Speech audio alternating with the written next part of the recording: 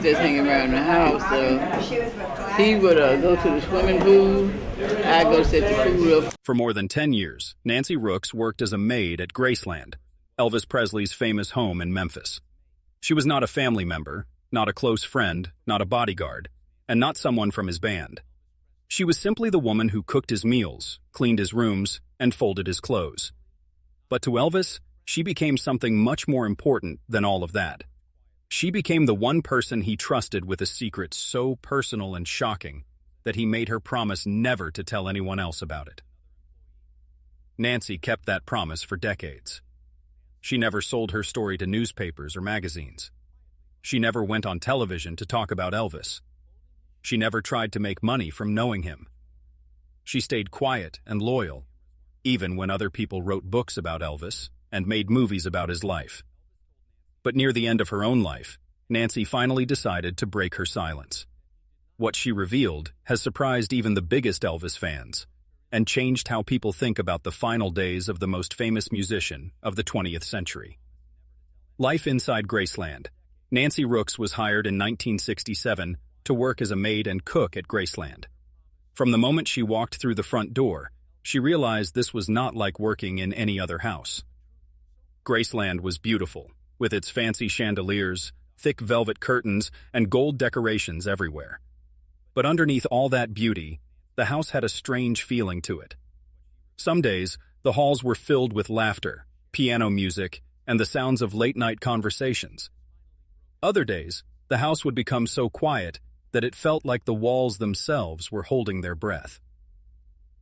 Nancy saw Elvis when he was just being himself, not the famous rock and roll star that millions of fans loved. She saw him walking through the kitchen with no shoes on, his hair messy, yawning as he drank his morning coffee and asking if there was any bacon fat from breakfast. He was always polite to her, always soft-spoken and kind. But she also noticed that his moods could change quickly. One minute he might be charming and playful, almost like a young boy. The next minute he could become quiet and withdrawn, lost in his own thoughts. Elvis kept strange hours. Sometimes at 2 a.m. he would be walking up and down the hallways in complete silence, thinking about things that troubled him. Other times, he would suddenly start singing gospel songs that filled the whole house with beautiful music. Graceland did not follow a normal schedule like other homes. Instead, everything revolved around Elvis and whatever he wanted to do.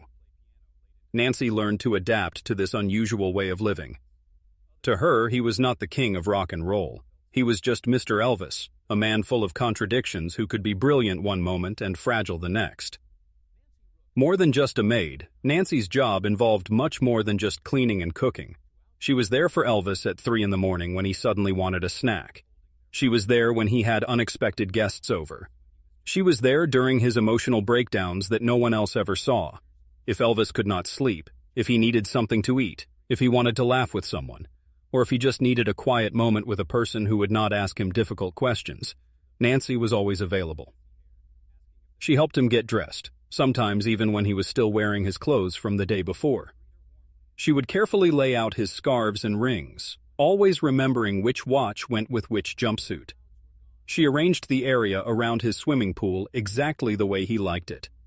She kept his favorite snacks close by where he could reach them easily. She knew exactly how he wanted his sweet potato pie made, hot, soft, and baked from scratch, even if it was the middle of the night when he asked for it. Elvis was obsessed with being clean. He would take showers multiple times every day, sometimes taking several showers within just a few hours. Despite this need for privacy and cleanliness, he allowed Nancy into his most personal spaces. She could go into his bathroom, into his bedroom, and into all the chaos of his private life. She became a steady, reliable presence in a world where nothing else stayed the same for very long. The noise, the fame, and the pressure from being so famous swirled around him constantly. But Nancy did not ask too many questions. She did not judge him. She watched, she listened, and she stayed loyal to him. Somewhere during all those years of working for him, Nancy stopped being just an employee. She became the person Elvis would eventually trust with his most important and sacred secret. The last day, August 16, 1977, started like many other days at Graceland. Strange, sleepless, and unpredictable. Elvis had been awake all night playing racquetball with his girlfriend, Ginger Alden, and his cousin Billy. Just before the sun came up, he came back into the house. Nancy was already in the kitchen, getting ready for another long day of work. Elvis looked very pale and tired. "No food," he told her. "Just some water." Nancy did not think this was unusual. She asked Pauline, another maid who worked at Graceland, to take a jug of water upstairs to Elvis. They used the same kind of jug that they normally used for orange juice. Later, Pauline mentioned something that seemed odd. "I have never seen him drink water like that before," she said. "So fast, like he was desperate for it." Nancy did not think much about this comment at the time. She thought maybe Elvis was dehydrated from playing racquetball, or maybe he was just very tired. Then something happened that Nancy would never forget. She heard a sound, a thud. It was not loud or violent, but it sounded wrong somehow. Nancy stopped what she was doing and listened carefully. After the thud, there was complete silence. She went back to her work, trying to convince herself that the sound was nothing important. But what happened over the next few hours would haunt Nancy for the rest of her life. The discovery, at exactly 1:50 in the afternoon, the quiet atmosphere inside Graceland was suddenly broken by the crackling sound of the intercom system. There was urgency in the air, and Nancy knew immediately that something was very wrong. Her heart began beating fast as a cold feeling of fear came over her. Without thinking twice, she dropped whatever she was doing and ran toward the staircase. The hallway seemed longer than usual, stretched out by her fear and uncertainty. The air felt heavy, and the silence was suffocating. Every step she took seemed to echo louder than the step before. As she got closer to the bathroom, her fear grew stronger. And then she saw him. Elvis was lying face down on the bathroom floor, completely still. There was no movement, no breathing, no sign of life at all. The sight of him like that hit Nancy like someone had punched her in the chest. But she did not scream, and she did not collapse. Her instincts took over, and she immediately turned around to find help. By the time the paramedics arrived at Graceland, there was nothing they could do to save Elvis. But Nancy was not finished with her duties. She took charge with the quiet efficiency of someone who knew the house better than anyone else. She guided the paramedics through the winding hallways, up the narrow staircase, and through the tight corners of a home that was now filled with something colder than grief. Nancy's hands moved with calm precision, and her voice stayed steady.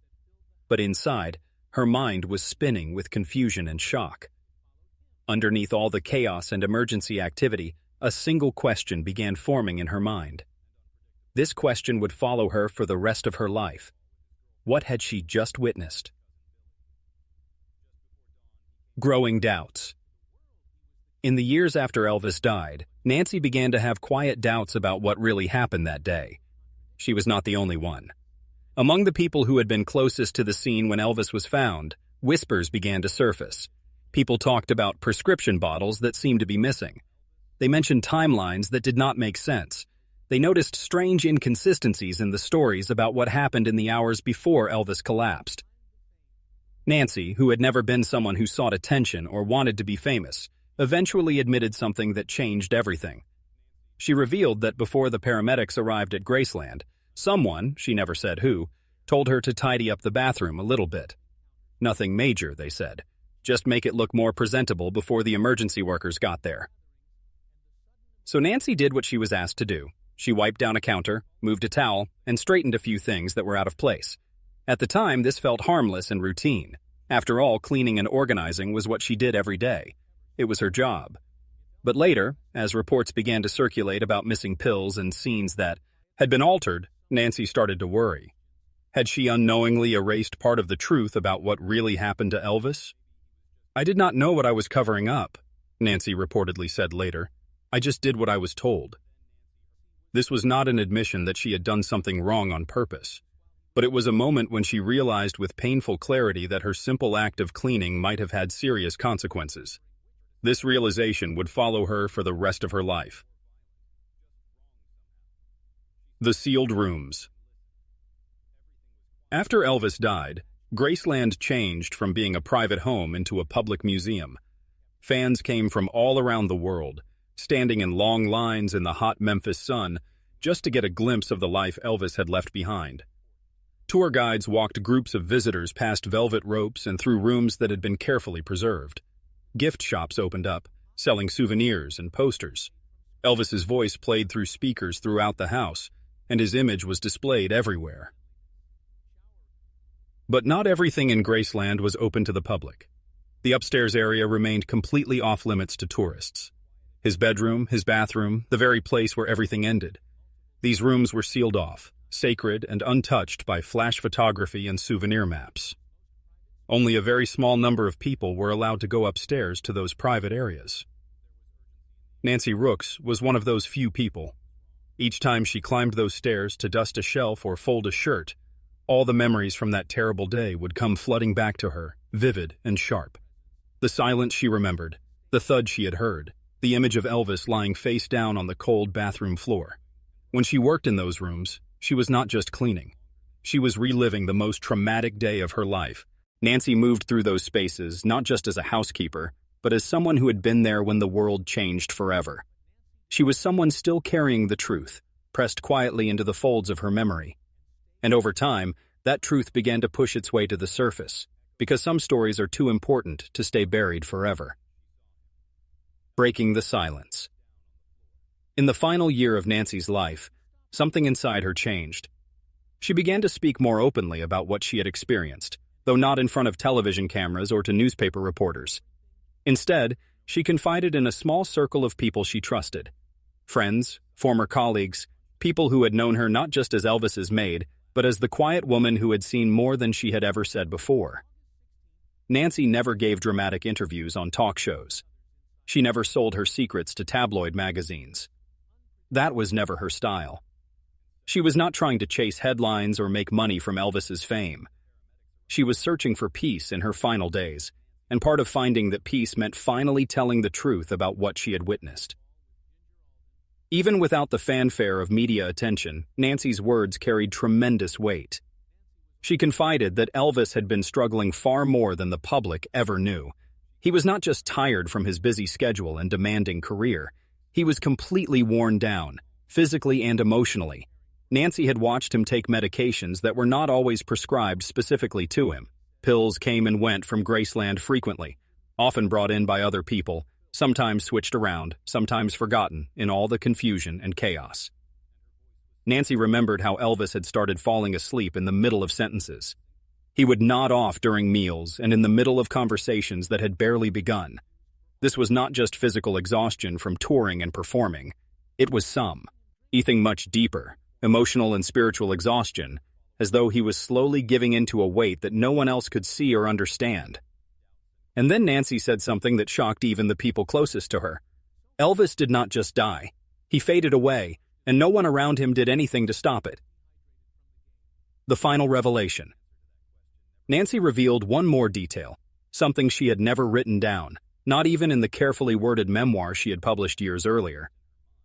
In those frantic, chaotic moments after Elvis was found unresponsive on the bathroom floor, someone had turned to her and asked her to clean up the scene just a little bit.